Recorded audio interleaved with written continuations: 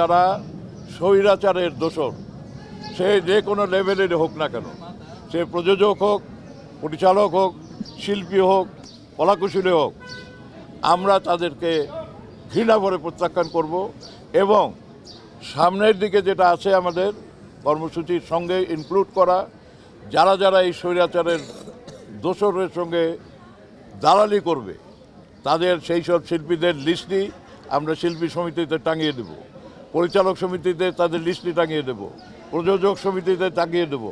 আমরা চাই একেবারে এইটাকে এমন একটা জায়গায় নিয়ে যেতে যেন আমরা যেখানে আমাদের রক্ত ঘাম করে এই এফডিসিকে গড়ে তুলেছি, এই চলচ্চিত্র শিল্পকে গড়ে তুলেছি, এটা যেন আর কখনোই কলুষিত না হয়।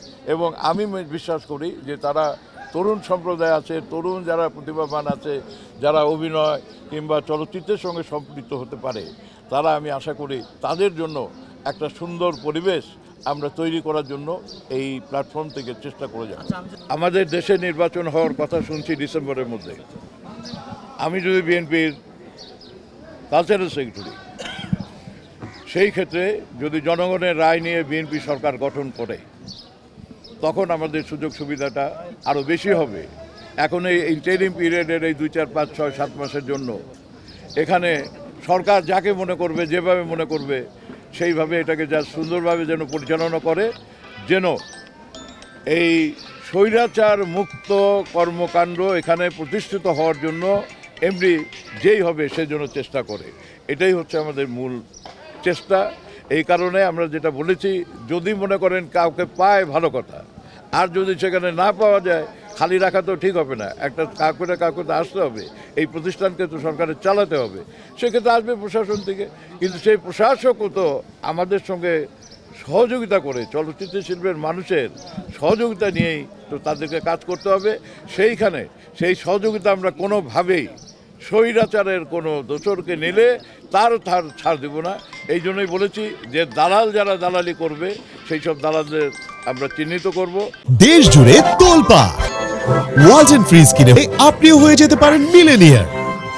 আমরা শুরুতেই নিন্দা জ্ঞাপন করেছি, আমরা 1 মিনিট নীরবতা পালন করেছি। আমরা সামগ্রিকভাবে এটা আমাদের ওই আহ্বায়কের যে পড়া আছে তার মধ্যে আছে, মুক্তিযুদ্ধ থেকে শুরু করে জুলাই আন্দোলনে যারা শহীদ হয়েছে, যারা আহত হয়েছে, তাদের সঙ্গে সমবেদনা জানানো এবং আমরা তাদের সঙ্গে সবসময় আছি।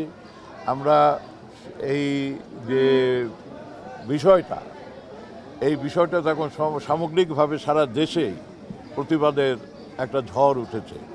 তো সেই ক্ষেত্রে আমরা মনে করি বর্তমান সরকারকে বুঝতে হবে যে এই ছোটো ছোটো কারণগুলোই কিন্তু একসময় বড় কারণে রূপান্তরিত হতে পারে।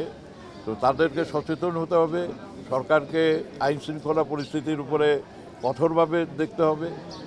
খাদ্যদ্রব্য মূল্য যেভাবে বেড়ে চলেছে, সেখান থেকে আবার নানান ধরনের পরিস্থিতি সৃষ্টি হতে পারে, সেগুলোর দিকে নজর দিতে হবে। সব কিছুর পরের যে কথাটা, যেহেতু আমি রাজনীতির থেকে সম্পৃক্ত, আমি যেটা মনে করি যে একটা নির্বাচন দিয়ে সেই নির্বাচনে জনগণের যারা প্রতিনিধিত্ব করবে সেই সরকার যদি গঠন হয়, আমি মনে করি যে সব কিছুর একটা সুন্দর শুরু হবে। এই চলচ্চিত্রকে আমরা এমন বিস্তৃত করতে চাচ্ছি যেটা একটা রাজনৈতিক একটা বিষয় অংশ। সরকার চালাবে রাজনৈতিক দল, সেই রাজনৈতিক দলের সরকারি প্রতিষ্ঠান হচ্ছে এইটা। সুতরাং একটার সঙ্গে আরেকটা ইন্টারকানেক্টেড। আমাদেরকে যে কোনো ধরনের আমরা একটা প্রোগ্রাম দিই না কেন, যে কোনো ধরনের আমরা একটা কঠিনতম অবস্থানে যাব। প্রয়োজনে আপনারা দেখেছেন যে আমার বিএনপি রাজনৈতিক দল যেটা, তাদের সকলের সহযোগিতা আমি কামনা করেছি, তাদের সকল সহযোগিতা আমি নিয়েছি। তারা সবাই এখানে উপস্থিত ছিলেন। সামনের দিকে এটাকে আরও তীব্র করার জন্য আমি ঢাকা শহরের যারা বিএনপি নেতৃবৃন্দ আছে, আমরা তাদের কাছেও তাদের সহযোগিতা চাই।